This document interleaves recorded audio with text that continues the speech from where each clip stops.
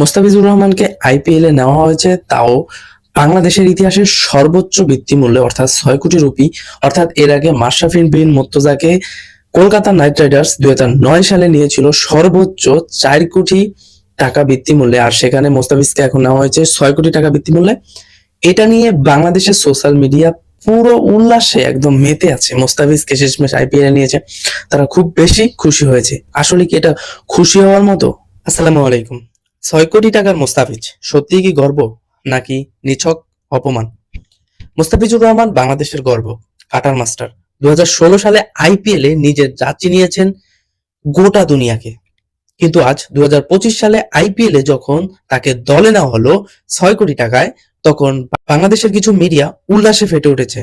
Facebook, ইউটিউবে দেখা যাচ্ছে এরকম বড় বড় হেডলাইন, মোস্তাফিজ এখন আইপিএল এর 6 কোটি টাকার তারকা। কিন্তু আমরা কি একবারও ভেবে দেখেছি এটা কি সত্যিকারের সম্মান নাকি নিছক প্রয়োজনের সময় মতো হাত বাড়ানো? বাস্তবতা হচ্ছে মোস্তাফিজ ছিল অপছন্দের তালিকায়। যে খেলোয়াড় আজ 6 কোটি টাকায় সাইন করেছেন তাকে মাত্র 2 কোটি টাকার বেস্ট প্রাইজে কেউ নিল না। কেন? কারণ তখন আইপিএল এর দলগুলোর বাংলাদেশি খেলোয়াড়দের প্রতি চরমভাবে উপেক্ষা করেছিল।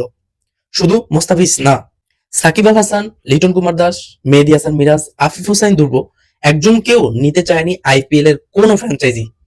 তখন সোশ্যাল মিডিয়ায় ভারতীয় কিছু ক্রীড়া বিশ্লেষক সরাসরি বলেছেন বাংলাদেশি খেলোয়াড়দের তারা নাকি পছন্দ করে না, কারণ অতিরিক্ত জাতীয় দায়িত্ব, মধ্যবর্তী সিরিজ আর বিশ্ব রাজনীতির ছায়া। মিডিয়ার জনমনের বিভ্রান্ত। আজ যখন দিল্লি ক্যাপিটালস 6 কোটি টাকা মোস্তাফিজকে সাইন করলো, আমাদের দেশের কিছু মিডিয়া এবং সোশ্যাল মিডিয়ার ইনফ্লুয়েন্সাররা বলছেন তারা বুঝতেছে না এটা আনন্দের বিষয় না, বরং এটা একটা স্টেটমেন্ট। তোমরা আগে তাকে দরকার মনে করনি, এখন যখন বিদেশি খেলোয়াড়রা যুদ্ধ পরিস্থিতির কারণে ভারতে আসতে চায় না, তখন তোমাদের বাধ্য হয়ে বাংলাদেশের দিকে ফিরতে হয়েছে।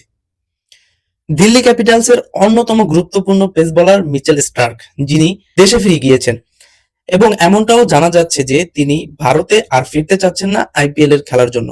সো সেই জন্য যেখানে দিল্লি ক্যাপিটালস এর পেস বোলিং এর মেরুদণ্ড ভেঙে গেছে, সেজন্য মোস্তাফিজকে নিয়ে তারা নতুন ভাবে কৌশল সাজাতে চাচ্ছে, কিন্তু এটা এখন আইপিএল এর দুর্বলতা। এখন আপনাদের কাছেই প্রশ্ন স্পষ্ট, এটা কি গর্বের নাকি স্পষ্ট অপমান? মুস্তাফিজ কাউকে দয়া করে খেলেন না, তার পারফরমেন্স নিজের মুখে কথা বলে, কিন্তু এবার তাকে নেওয়া হয়েছে প্রয়োজনে পড়ে, সম্মানে না। এটা যেন 2 নম্বর অপশন বা ব্যাকআপ প্ল্যান হিসাবে তাকে নেওয়া হয়েছে। দুঃখজনক হলেও সত্যি, যেখানে তুমি প্রাপ্য সম্মান পাওনি সেখানে দয়া করে সুযোগ পাওয়া একটা অপমান। যেই আইপিএল এ তাকে 2 কোটি টাকায়ও নিতে চায়নি, আজ তারা বিপদে পড়ে 6 কোটি টাকায় সাইন করালো। এটা বাংলাদেশের ক্রিকেটের প্রতি সরাসরি অবজ্ঞা। সম্মান তখনই মূল্যবান হয় যখন তা প্রাপ্য সময়ে দেওয়া হয়, দরকারে না, মর্যাদায়।